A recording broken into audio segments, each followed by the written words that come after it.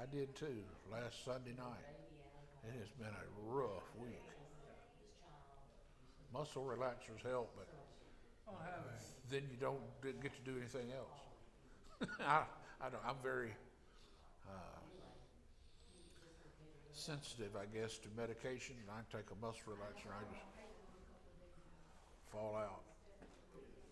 Well, unfortunately, I'm also the janitor around here, so you don't have an option sometimes. Push through. I mean, it could be worse. I could still get around, but just getting tired of it. It should have healed by now.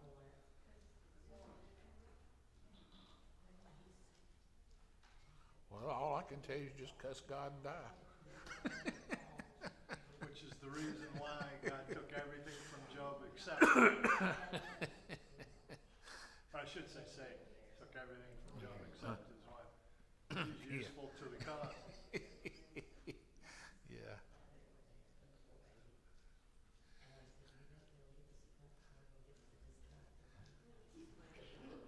What?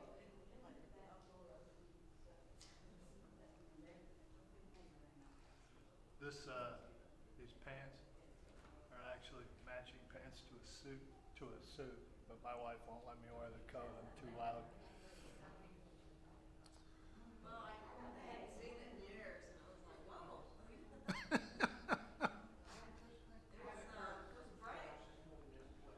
Yeah, it's gonna be the brightest one in the room today, but she wouldn't let me.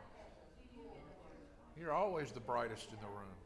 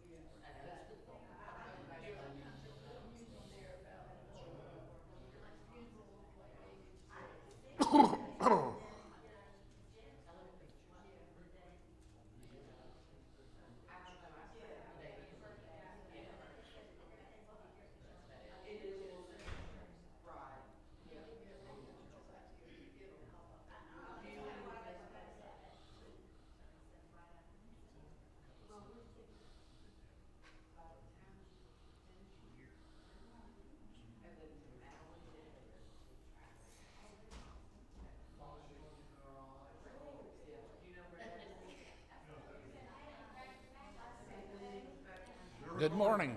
Thank you. Good morning. Welcome. Thank you for choosing to be here this morning. I must apologize for the splotchy redness all over my face. I'm not sure where it comes from,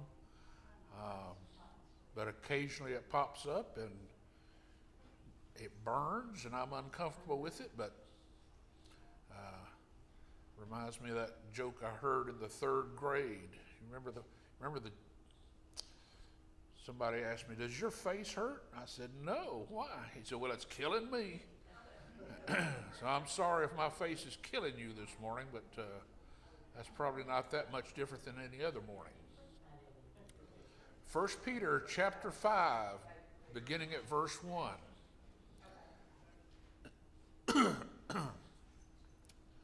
So I exhort the elders among you, as a fellow elder and witness of the sufferings of Christ, as well as a partaker in the glory that is going to be revealed, shepherd the flock of God that is among you, exercising oversight, not under compulsion, but willingly, as God would have you, not for shameful gain, but eagerly, not domineering over those in your charge, but being examples to the flock. And when the chief shepherd appears, you will receive the unfading crown of glory. Likewise, you who are younger, be subject to the elders. Clothe yourselves, all of you, with humility toward one another, for God opposes the proud, but gives grace to the humble. Humble yourselves, therefore, under the mighty hand of God, so that at the proper time he may exalt you, casting all your anxieties on him, because he cares for you. Be sober-minded. Be watchful. Your adversary, the devil, prowls around like a roaring lion, seeking someone to devour. Resist him, firm in your faith, knowing that the same kinds of sufferings are being experienced by your brotherhood throughout the world. And after you've suffered a little while, the God of all grace, who has called you to his eternal glory in Christ, will himself restore, confirm, strengthen, and establish you. To him be the dominion forever and ever. Amen. I want to talk a little bit about elders and the eldership. What's the first mention of elders you think in the Bible?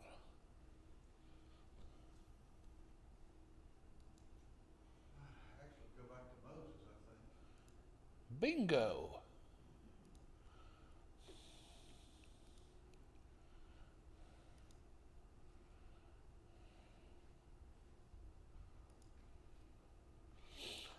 In Exodus chapter 3, I'll pick it up in verse 13. Moses said to God, if I'm to come to the people of Israel to say to them, the God of our fathers has sent me to you, and they ask me, what's his name? What shall I say to them? God said to Moses, I am who I am. And he said, say this to the people of Israel, I am has sent me to you. God also said to Moses, say this to the people of Israel, the Lord, the God of your fathers, the God of Abraham, the God of Isaac, and the God of Jacob has sent me to you. This is my name forever, and thus I am to be remembered throughout all generations. Go and gather the elders of Israel together and say to them, the Lord, the God of your fathers, the God of Abraham, Isaac, and Jacob has appeared to me, saying, I've observed you and what has been done to you in Egypt, and I promise that I will bring you up out of the affliction of Egypt to the land of the Canaanites, the Hittites, the Amorites, the Perizzites, the Hivites, and the Jebusites, a land flowing with milk and honey. And they will listen to your voice, and you and the elders of Israel will go to the king of Egypt and say to him, etc., etc., etc. Where did these people called elders of Israel come from? They were the leaders of the tribe, the various tribes that were the elderly of each tribe.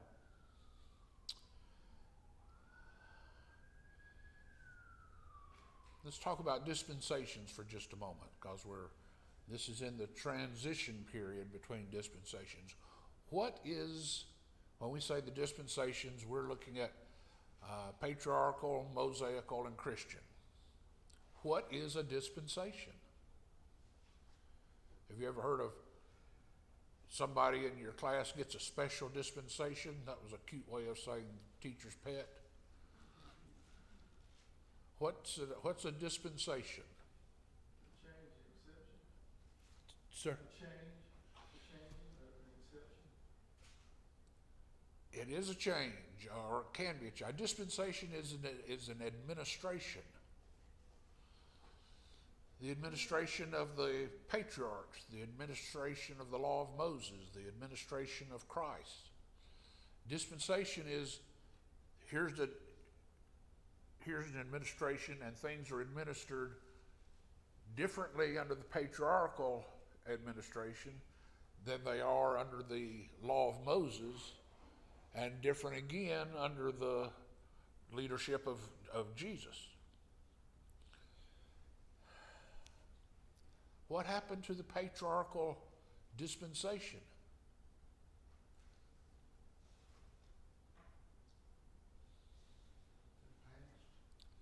How did it pass? Charles says it passed. It did pass.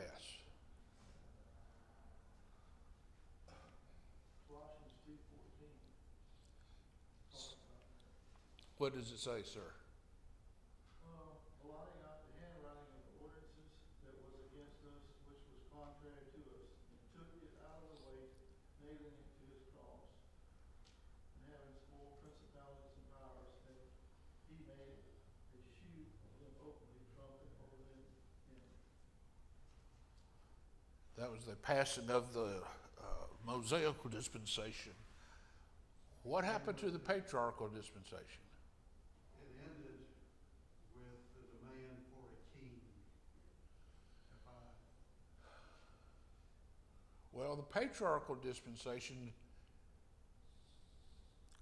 had a death, a passing during the Hebrews' 400 years in Egypt. Under the patriarchal dispensation, God spoke to the patriarchs and they teach their families. And then in the patriarchal dispensation, you had a family, and you have a patriarch, the old man of the family. And when he dies, his sons take their families off, and the sons are the old man of their families. When they all went down into Egypt, they could keep that up for a while, but they couldn't. When the old man died, they weren't free to take their families and go somewhere else and establish their own. They stayed sort of, if you will, by tribes. Sort of. They're slaves. They didn't have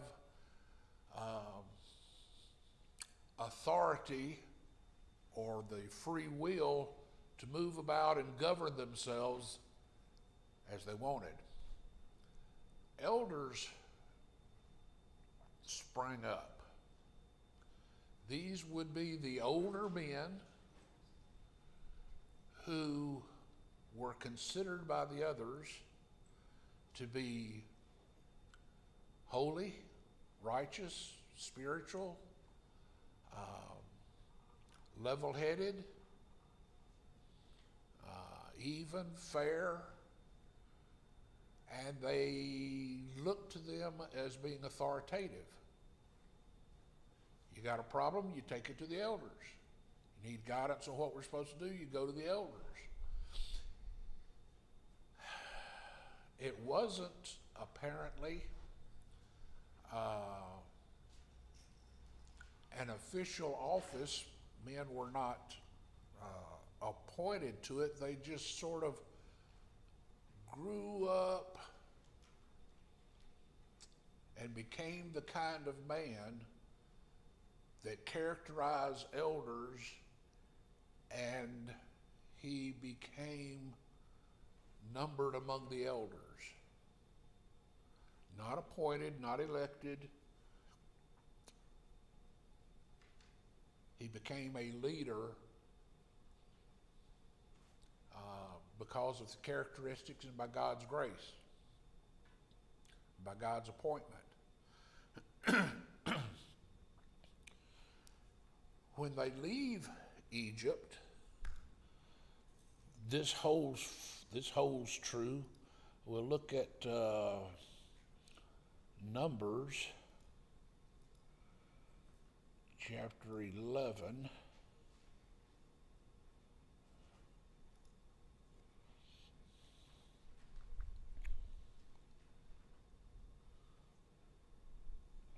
And chapter 11, they've come out of Egypt, they're in the wilderness, and they're tired of manna. They loathed it. They were so sick of it. They had done everything they could do to manna to make it palatable. They had boiled it, baked it, fried it, casseroled it. They had done everything they could to make manna more palatable, but they were through with manna. They were just, I cannot. So they complained to the Lord. First thing the Lord does is burn some of them. It says in verse 4, now the rabble that was among them had a strong craving. Oh, that we had meat to eat. We remember the fish we ate in Egypt that cost nothing, the cucumbers, the melons, the leeks, the onions, the garlic. But now our strength is dried up. There's nothing at all but this manna to look at.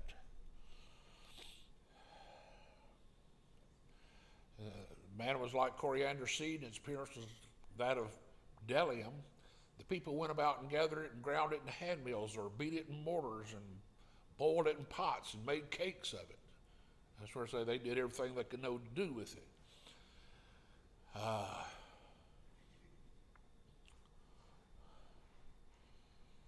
The people are, in verse 10, they're weeping throughout their clans, everyone at the door of his tent. The anger of the Lord blazed hotly at Moses, was displeased. Moses said to the Lord, why have you dealt ill with your servant, and why have I not found favor in your sight that you lay the burden of all this people on me? Did I conceive all these people? Did I give them birth that you should say to me, carry them in your bosom as a nurse carries a nursing child to the land that you swore to give their fathers? Where am I going to get meat for all these people? For they weep before me and say, give us meat that we may eat. I'm not able to carry all this people alone. The burden's too heavy for me. If you'll treat me like this, kill me at once if I find favor in your sight, that I may not see my wretchedness. Moses was disgusted. He was frustrated. He was overburdened and overtaxed and stretched thin.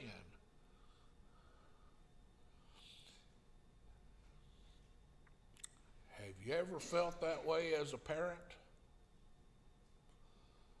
Love these kids, but Lord, deliver me from them. Let their grandparents take them for a week, the summer. Lord, help me. Or kill me. I can't do this anymore.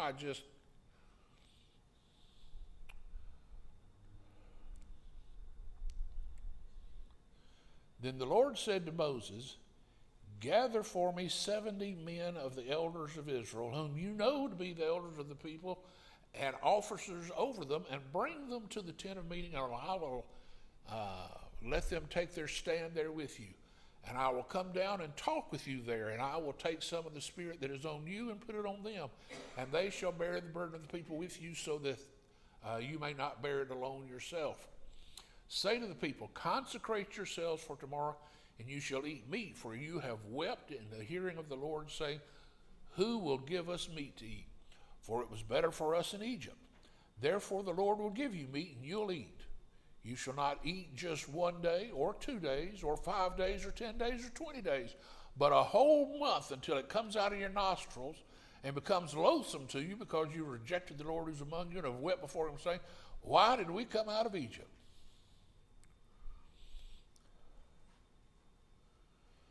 Verse 24, so Moses went out and told the people the word of the Lord, and he gathered 70 men of the elders of the people and placed them around the tent.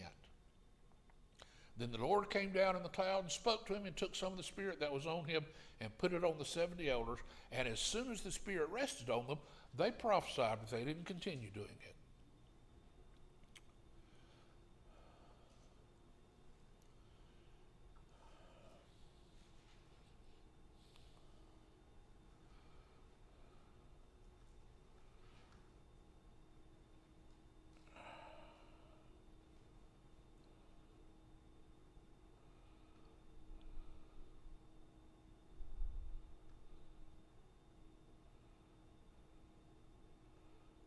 Then there's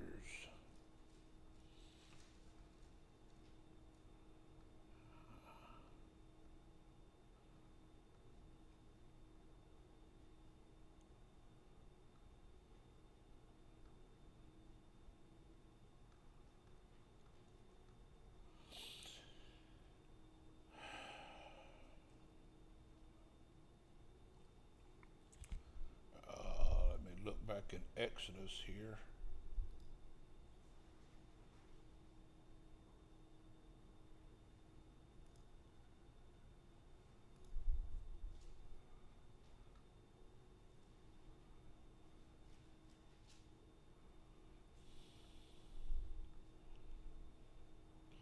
Exodus 24. The Lord said to Moses, come up to the Lord, you and Aaron, Nadab and Abihu, and 70 of the elders of Israel, and worship from afar. Moses alone shall come near the Lord, but the others shall come near, and the people will not come with them. Moses came and told the people all the words of the Lord and all the rules, and all the people answered with one voice, said, all the words that the Lord has spoken we will do. And Moses wrote down all the words of the Lord. He rose early in the morning, built an altar at the foot of the mountain, and 12 pillars according to the tribes of Israel. And he sent young men of the people of Israel who offered burnt offerings, sacrifice, peace offerings, and oxen of the Lord. Then in verse 9, then Moses, Aaron, Nadab, and Abihu, and 70 of the elders of Israel went up, and they saw the God of Israel. There was under his feet, as it were, a pavement of sapphire stone, like the very heaven for clearness. And he did not lay his hand on the chief men of the people of Israel. They beheld God, and they ate and drank. They went up on the mountain to receive the 10 Commandments, receive the law of Moses. And God said, bring up Moses, Aaron. Moses is God's appointed leader. Aaron is the high priest. Nadab and Abihu are Aaron's sons in line to be high priest. And 70 of the elders, the 70 men, these 70 elders who are recognized by the people and have been appointed by the Lord, by God, to be the elders and the officers and the rulers over the people. This group is to come before the Lord, and they would eat with him and drink with him. And then Moses, this is to say, this eating and drinking with the Lord, this is kind of special. We could have a whole lesson on the significance of eating together. You don't just eat with anybody, you eat with people that you're close to. Usually family units eat together.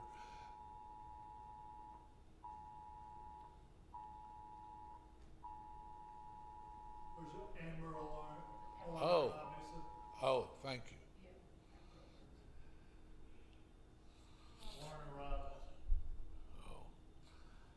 Robert, when you brought up like first having elders, I thought of that back in Exodus when Moses had so many of them coming to him and his father-in-law. Jethro. That's what came to my mind. He said you can't do this on your own. That was the first time that the Lord gave him aids. He also had Joshua, who was Moses' aide. But here's something different. This is leadership, not just making decisions or judgments like a judge, but this is leadership. These 70 elders, and I'm going to see if I can say this so that it makes sense. Yeah, wouldn't that be special? They spoke for the people and on behalf of the people. That sounds like the same thing, I know, but let me see if I can tell you the difference. When they speak for the people, they speak on behalf of the people. No, that's not what I want to say.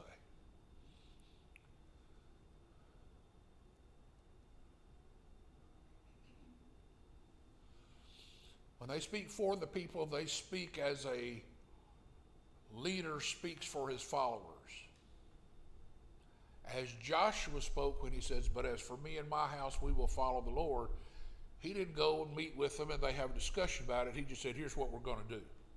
So these 70 elders, one of the things is they speak for the people. They say, this is what we as the people are going to do without talking to them.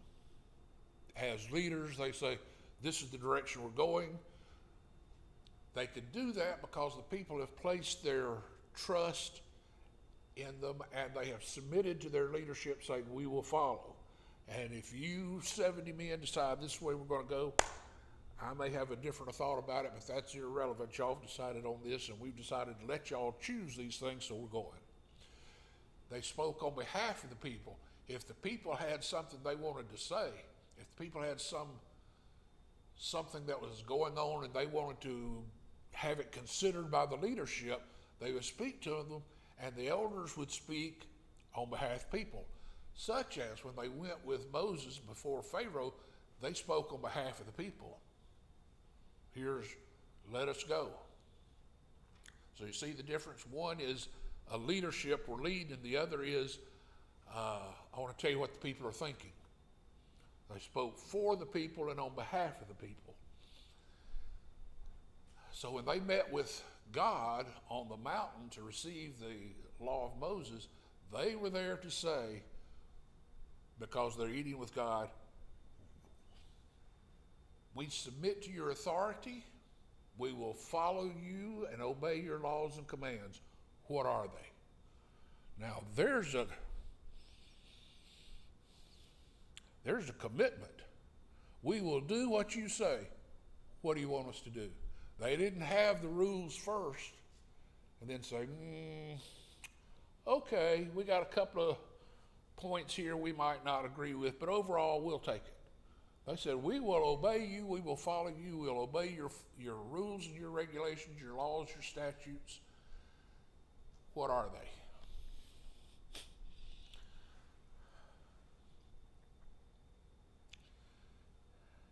they? In many ways, that's the way it is when a man and a woman marry.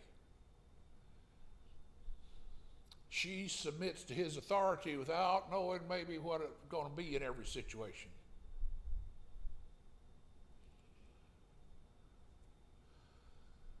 And to the children and to the family and to the community, that's what she does. In the bedroom might be a different matter. Why did you tell them this? I don't understand, don't agree with it, let's talk about it. Or words to that effect.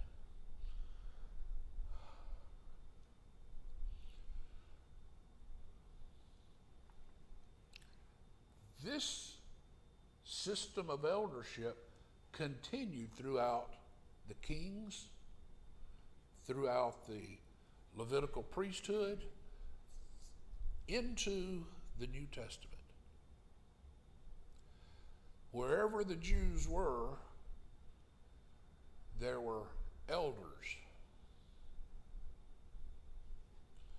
Men who were recognized as leaders, who were submitted to as leaders.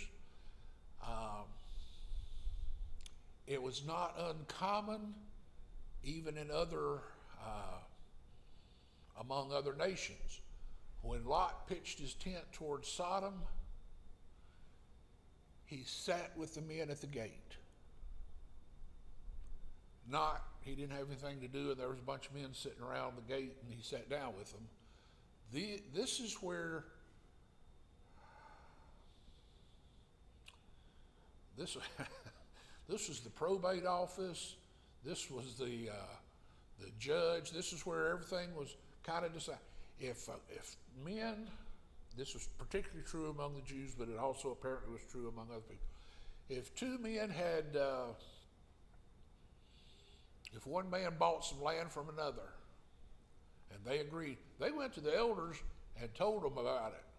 Here's what we're doing. Here's the money in exchange for it. Here's the land. And some years later, if there was any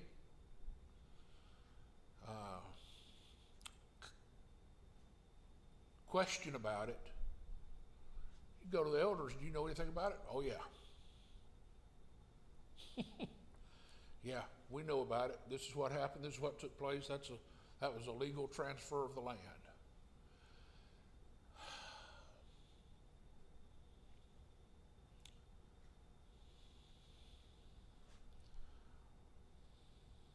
Who did Ruth marry? Thank you. I was coming up with Obed. That wasn't it. Obed. Just reached out and got me a 4-letter word. Yeah. Remember the whole thing about the shoe? What did he do with the shoe? He took that man's shoe and he went to the elders, the men at the gate, and said, I'm taking his place. He's refused, or he has surrendered or waived his responsibility toward this woman, and I'm picking it up, and here's his shoe. Okay. Well, that's how that was done. So then it was legal. Everybody understood it. It was nothing nefarious, nothing to be questioned. It was brought out in the open and taken care of. When Abraham bought the Cave of Machpelah. It was the same thing. He had to go in front of the men and negotiate and bargain and came up with a price so everybody knew. There was no doubt or question about it. Elders, when you get to the New Testament, elders among the Jews was a common thing. Accepted, expected, honored, time honored, recognized by God.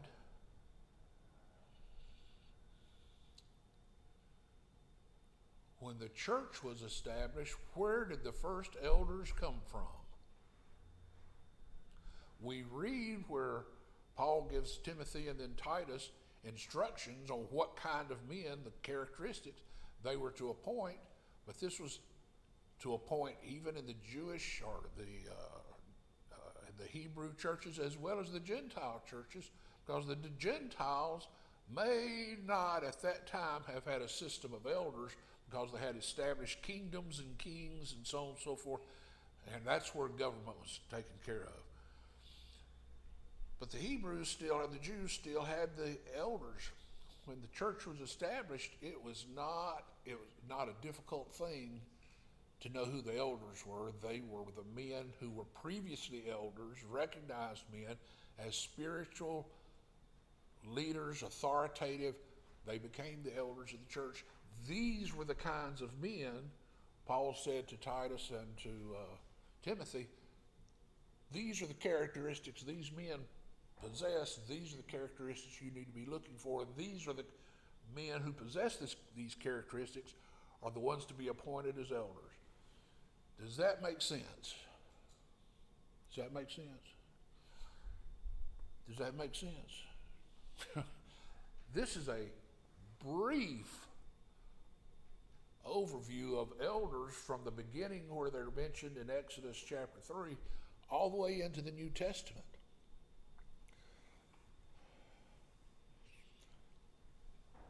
It's not uncommon for men to corrupt positions of authority. How's that for a jewel? That's not a surprise to anybody, is it? Even among positions where God has authorized a person to be in a position of authority, men will abuse it for their own gain, for wealth, for fame, for the influence they can exert, for the authority or the governing ability, for what we sometimes call power. They will gather as much of that. They want to be a leader. They want to be recognized by men as somebody. That's why in the New Testament you have more than one or two exhortations from the writers, Paul particularly, Peter also, about the men who are leaders. Be careful in your leadership. Be careful as elders. He told the elders, was it from Ephesus? From among your own group. From among your own group of elders, some are going to become wolves, stealing the flock away. He loved them. He cried when they left. He was sorrowful. But from your own group, some are going to be, some are going to become polluted, if you will, going to become corrupted. So he makes this warning. In the New Testament, after the New Testament closes, elders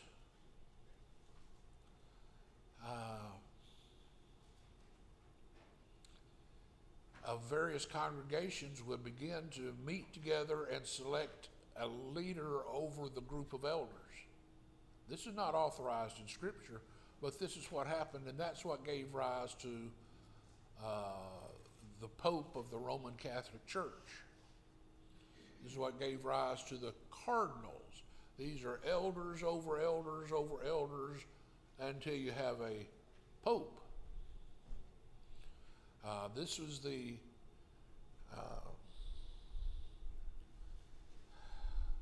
and when you're young and you read through your history books and it talks about the church, it's not talking about the church of the Bible, it's talking about the Roman Catholic Church. It's what we call the apostate church. It's in no way related to apostle. They have wandered from the truth. It's become heresy. They have left the church and left what God said do and have taken up doing things their own way. So,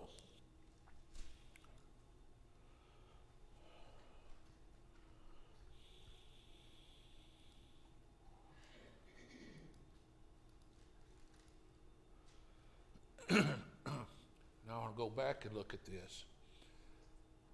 Peter says, I exhort the elders as a fellow elder and witness of the sufferings of Christ, as well as a partaker in the glory that is going to be revealed. Shepherd the flock of God that is among you. When you think of a shepherd, you think of a man with a big stick that's out there waging war, that's beating those sheep into submission and making them follow. What do you think of a shepherd?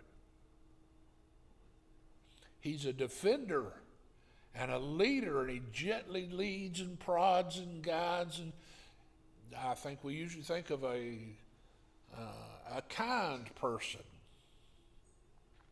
because he's got to deal with all these dumb sheep. Sheep are dumb. Not only are they dumb, they can sometimes be stupid. Sheep and cantankerous. My dad used to call us boys cantankerous. I knew it was bad. I didn't know what it meant, but I knew I didn't want to be cantankerous. Hard to get along with, difficult, stubborn,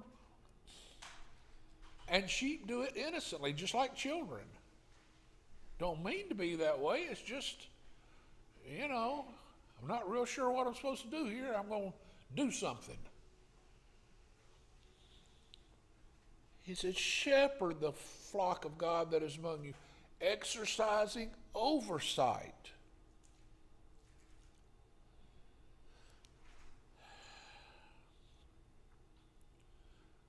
Do you think of a difference between an oversight and a boss as being two different things? What's a boss?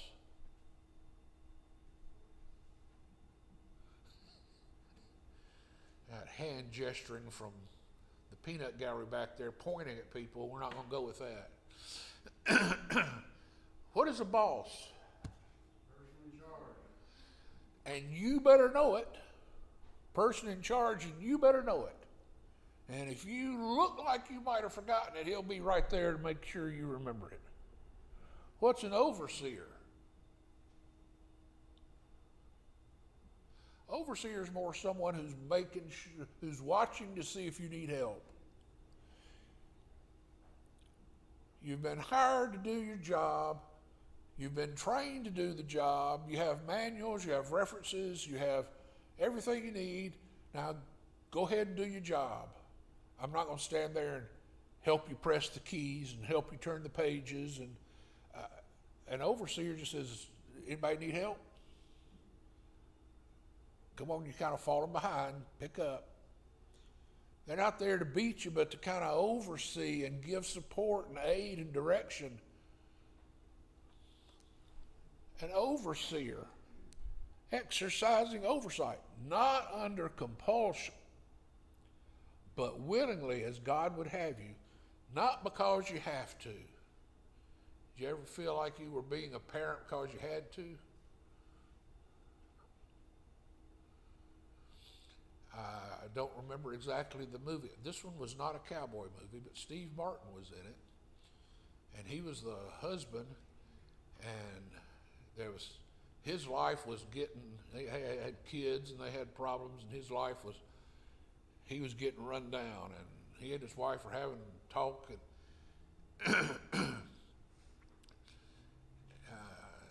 something going wrong at work, and she said, well, do you have to? He says, my whole life is have to. My whole life is have to. Not under compulsion. Don't be an elder, an overseer, because you have to. If you get to have to, please stop. Not under compulsion, but willingly as God would have you. Not for shameful gain.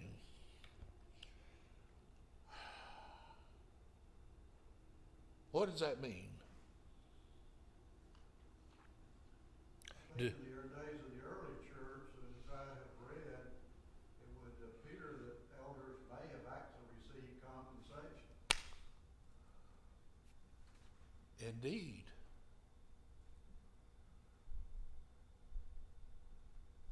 Indeed. I don't know what we'd do today if we had elders who were being paid.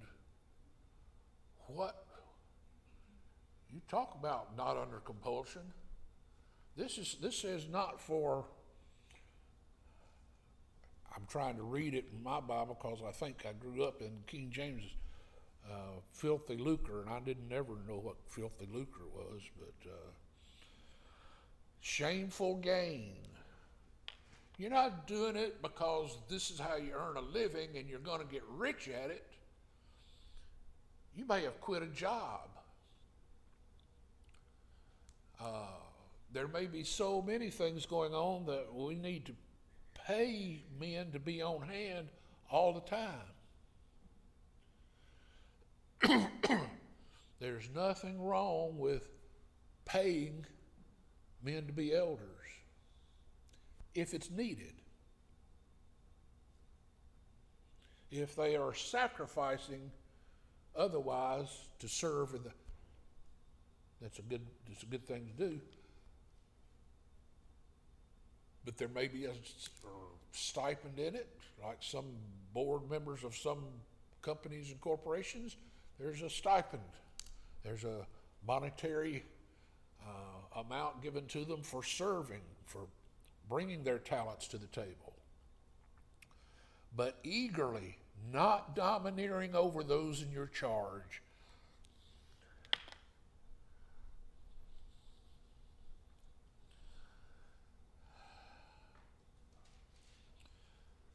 Moses said there were 600,000 people he was going to have to feed. 600,000 men he was going to have to feed meat to. Where was he going to get it? Well, that's 600,000 men, plus their families. Roughly 2 million, maybe some say even 3 million, Hebrews wandering in the wilderness. 70 men.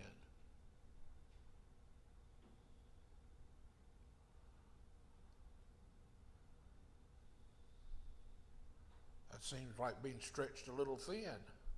That's almost, that's 50,000 people per person.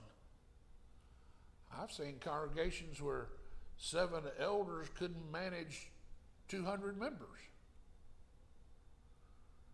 It was always out of control. Nobody knew what was going on. Not domineering. There's almost nothing worse than you being in a job for 15 or 20 years, knowing how to do it, doing it very well every day, and then somebody 20 years younger than you are comes in as the supervisor.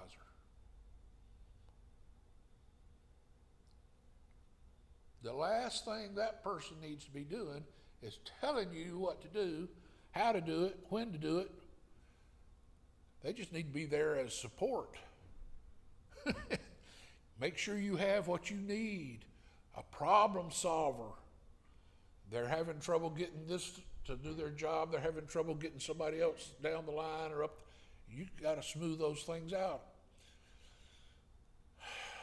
There's almost the same correlation to a church of adults who have responsible jobs and lives coming together and being, and the eldership having their thumb on them and won't let them move.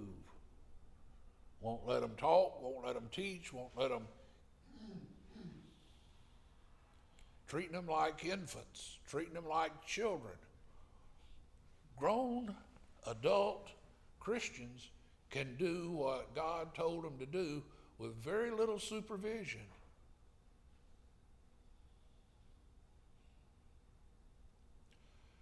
But elders are there as guardrails, if you will. Keep you on the road. They'll keep you from going too far this way or too far that way. Keep you from going too fast or lagging behind too slow. They're there to help.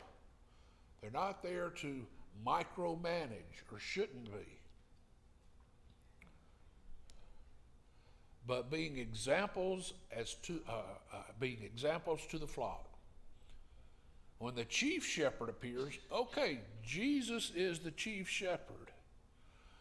Elders should use him as an example, and the congregation should use elders as an example of how to live, what to do. You will receive the unfading crown of glory. You who are younger, be subject to the elders. The elders can't make you submit. Like a husband can't make his wife submit. She has to submit of her own free will. Congregation has to submit to the leadership of the elders of its own free will. Children must submit to their parents. Now, there's a good long time there where the parents can make them submit. I think some parents enjoyed that part way too much. My mama sure did.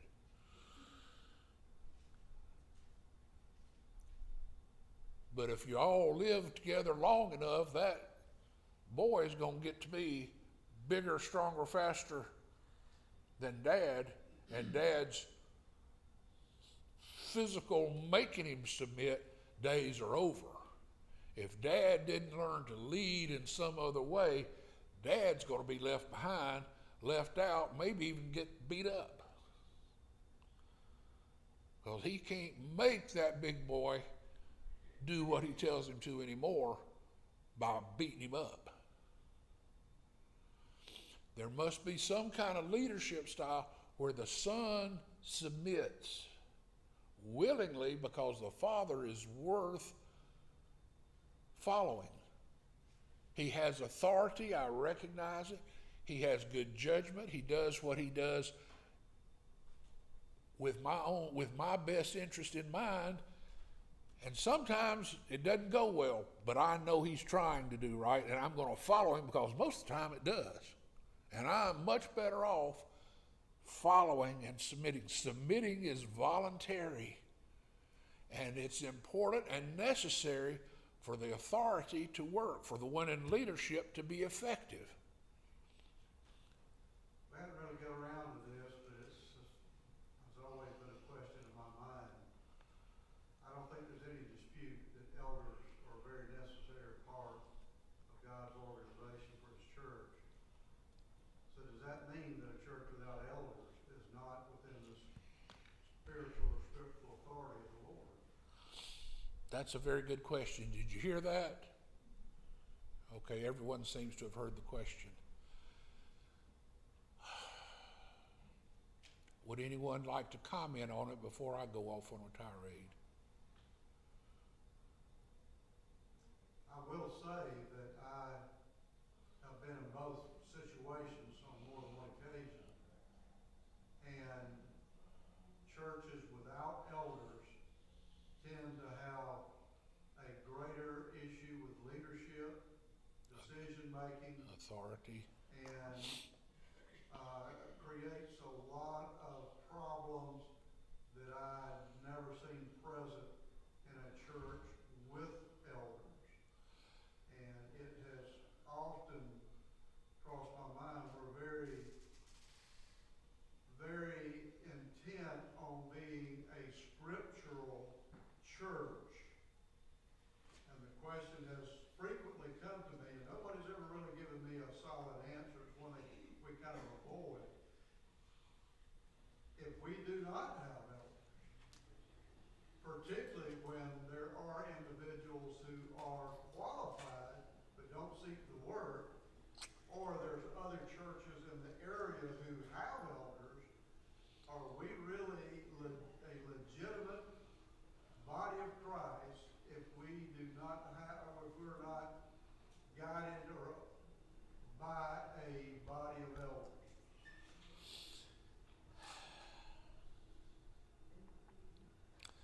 We know that there were congregations that existed without elders, hence Paul wrote to Timothy and Titus and said, get in there and appoint them, and here are the characteristics you should look for. We call them requirements. I prefer to go with characteristics. Look for men who have these characteristics. That's who you want. A congregation of any size and that has been in existence for any period of time should have men with the characteristics required to be elders. A congregation that avoids appointing elders is in the wrong. Charles is exactly right. I've seen it too. A congregation without elders, more often than not, majors in minors. Little things become big things because you don't have anybody to say, handle it. And it boils up until the whole congregation's upset because there was a pea on the floor. It got hard and somebody stepped on it and they got a bruise on their foot, and who left that pea on the floor? There's going to be an investigation. Things don't work properly. Titus 1:5, Paul commanded Titus to set in order the things that are lacking and appoint elders in every church. The implication of that passage is It's there were lacking. functioning churches that did not have elders. Everything that Charles has just said is absolutely true. But there was a woman in a congregation in Plant City that I never met, because while her husband was a faithful member of the seminary, she was faithful at another church that wouldn't come to ours because we didn't have elders, and she felt it wasn't scripture. Well, you can choose one church over another based on elders because you think it's wise, but I don't think you can say it's unscriptural. Things are lacking, but it's still a functioning church. I've heard the term unscripturally organized or non-scripturally organized. This should be something that a church strives toward and works toward because it's best. There are single parent families that function, but they don't function to optimum play to their maximum potential because there are things lacking. Someone is lacking.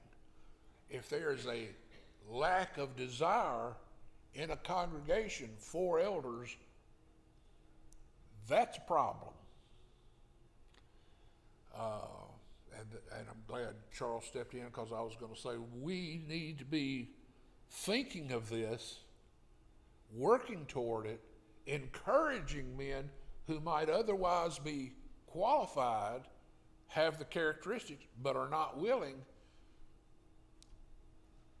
Maybe we haven't let them know that we would be willing to follow if they would be willing to serve. And my time is up, and I thank you for yours.